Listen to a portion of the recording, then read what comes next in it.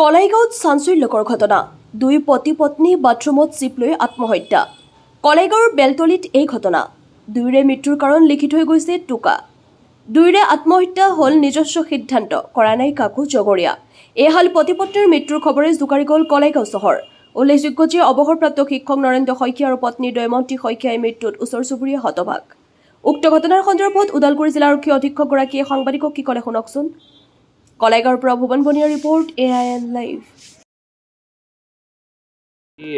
আমাৰ কলাইগাঁও অঞ্চলৰ পৰা এটা খুব দুৰ্ভাগ্যজনক ঘটনাই আমাৰ বেলতলি অঞ্চলত এটা ঘৰত দুজন মৃতদেহ দুটা পোৱা বুলি আমি খবৰ পালোঁ।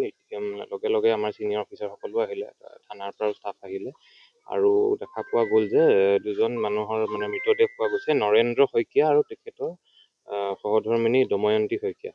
তেওঁলোকৰ বয়স 63 আৰু 55।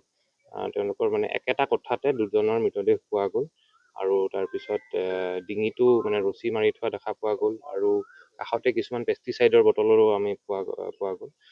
লগে লগে আমি ইনভেষ্টিগেশ্যনটো আৰম্ভ কৰা হ'ল। আমাৰ ফৰেনচিক টিমো আহিলে আৰু গোটেইখিনি চালি জাৰি চাই যোনটো আমি গম পালোঁ যে আৰু তেওঁলোকৰ পকেটত এটা নোট এটাও পোৱা গ'ল, যোনটো তেওঁলোকে নিজে লিখা নোট এটা।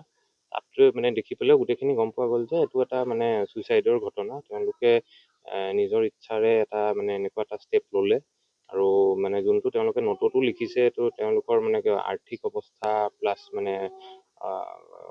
অসুস্থতাৰ বাবেও তেওঁলোকে এনেকুৱা এটা ষ্টেপ ল'লে বুলি লিখিছে আৰু সেইটো কাৰণে গোটেই এনেকুৱা এটা ষ্টেপ ল'লে তেওঁলোকে। আৰু কিন্তু তাৰ যি কি নহওক আমি বাকী আমাৰ কৰিবলগীয়া যোনখিনি আমাৰ প্ৰচিজাৰ্ছ থাকে, যেনে তেওঁলোকৰ ইনকুৱেষ্ট কৰা হ'ল, ফৰেনচিক এক্সামিনেশ্যনো কৰা হ'ব আৰু পষ্টমৰ্টেমো কৰা হ'ব। গোটেইখিনি আমি কৰিমেই।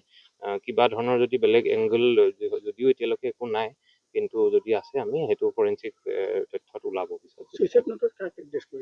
ছুইচাইড নোট এটাটো পুলিচকে এড্ৰেছ কৰিছে বাৰু। তাত লিখিছে যে আৰু কাৰো দুখ নাই, এইটো আমাৰ নিজৰ এটা নিজৰ ইচ্ছাৰে এটা লোৱা ডিচিশ্যন আৰু এটা তেওঁলোকৰ ল'ৰা দুজন আছে, তেওঁলোকৰো এড্ৰেছ কৰি কিবা এটা কথা লিখিছে, পাৰ্চনেল কথা। ত' সেইখিনিয়ে। তাৰ বাহিৰে বাকী বাকী আমাৰ যোনখিনি ইনভেষ্টিগেটিভ প্ৰচিজাৰ আছে সেইখিনি চলি আছে। যিকোনো খবৰ আৰু বিজ্ঞাপনৰ বাবে যোগাযোগ কৰক 7896121996